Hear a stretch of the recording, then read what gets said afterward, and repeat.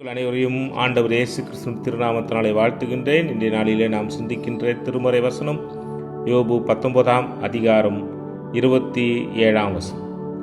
அவரை நானே பார்ப்பேன், அந்நிய கண்கள் அல்ல, என் கண்களே அவரை காணும்.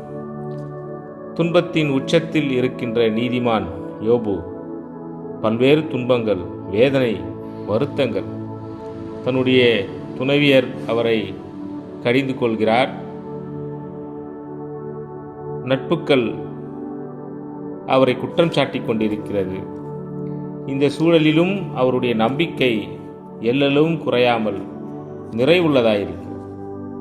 நாம் கூட நம்முடைய துன்பத்திலே நாம் சொல்வோம், கடவுள் என்னை கண்ணோக்க மாட்டார், கடவுள் எனக்கு எதுவுமே செய்ய மாட்டார் என்று நம்முடைய துன்பத்தை, வருத்தத்தை வெளிப்படுத்துவோம். ஆனால் யோபு சொல்கிறார், நான் அவரை பார்ப்பேன், நான் என் கண்களாலே அவரை நான் பார்ப்பேன் என்கின்ற அந்த விசுவாச உறுதியை வெளிப்படுத்துகின்றார். ஒருவேளை நம்பிக்கை தான் நம் வாழ்க்கையை நடத்துகிறது, நம்பிக்கை தான் நம்முடைய வாழ்வை நிலைநிறுத்துகிறது. சோர்ந்து போய்விட்டால் வாழ்வு அவ்வளவுதான், நம்முடைய வாழ்க்கை இருண்டு விட்டது என்று நாம் எண்ணினோம் என்றால் நாம் அநேக துன்பங்களை எதிர்கொள்வோம். கடவுள் மேல் நம்பிக்கை வைப்போம், கடவுள் எல்லாவற்றையும் எனக்கு செய்வார் என்ற விசுவாசத்தில் உறுதியாக இருப்போம். துன்பங்கள் எல்லாம் கடந்து கடவுளிடத்தில் ஐக்கியப்பட்டிருப்போம். கடவுள் இந்த நாளை நமக்கு ஆசீர்வதிப்பார்.